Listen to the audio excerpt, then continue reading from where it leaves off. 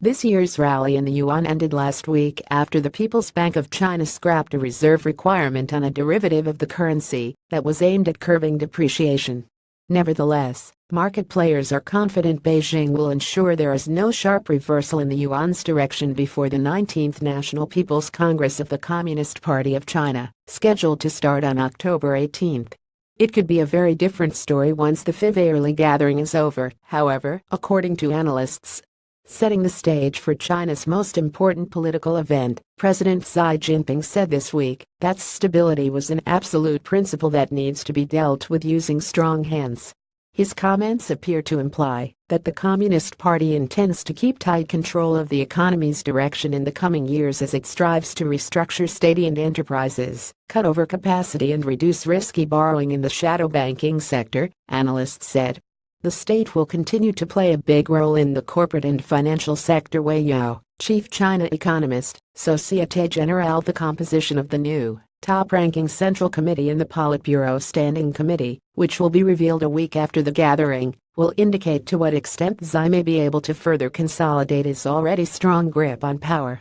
The state will continue to play a big role in the corporate and financial sector. The benefit of having party control is it will keep stability in the financial system and the labor market, said Wei Yao, chief China economist at Société Générale.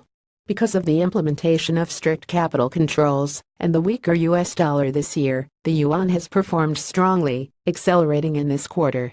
The Chinese currency has risen 5.7% this year to 6.5717 per dollar, offsetting most of last year's decline. But depreciation pressure is expected to return once all the official events marking the National Party Congress are out of the way.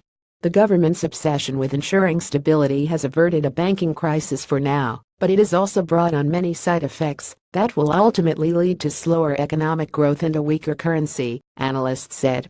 At the end of the day, the question is whether the economy will be more efficient, less reliant on debt, and whether the corporate sector will truly be more profitable, Yao said. With market forces playing only a limited role in reforms, the efforts to establish mixed ownership of state-owned enterprises in recent years have not led to an increase in productivity, according to Nathan Chow, an economist at DBS Bank. And the debt swap equity program, aimed at cleaning up the country's bad debt, has failed to attract private investors to become new equity shareholders because the government was reluctant to let market forces set the price of equity.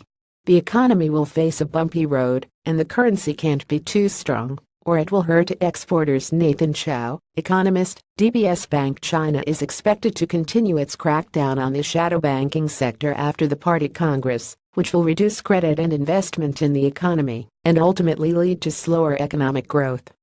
A raft of disappointing Chinese economic data in August, including retail sales, manufacturing and investments figures that came in below expectations, underscores concerns about the economic outlook. The progress of reforms has not gone far enough, so there will continue to be tight regulation. The economy will face a bumpy road, and the currency can't be too strong, or it will hurt exporters, Chow said.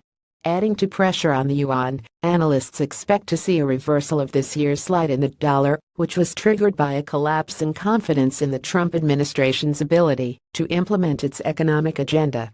Expectations for the U.S. Federal Reserve to start reducing its balance sheet and to raise interest rates will boost the greenback versus the yuan and other Asian currencies, analysts said.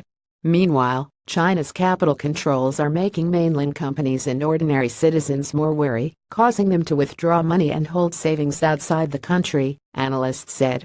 Mainland corporates have earnings that were taken out of China, and if they are unsure about capital controls, it makes them less likely to bring the money back onshore, said Kanrik Leung, investment director at Amundi. They don't want to remit funds back, so you've got this big pool of liquidity that is sitting in Hong Kong and keeping rates low. Amundi, which has over euros 1 trillion US $1.20 trillion of assets under management, forecasts China's GDP will grow by 6.7% this year, before slowing to 6.6% in 2018. The yuan is predicted to drop to 6.65 per dollar by the end of the year and to 6.71 by the second quarter of 2018, according to the median estimate of economists in a Bloomberg survey.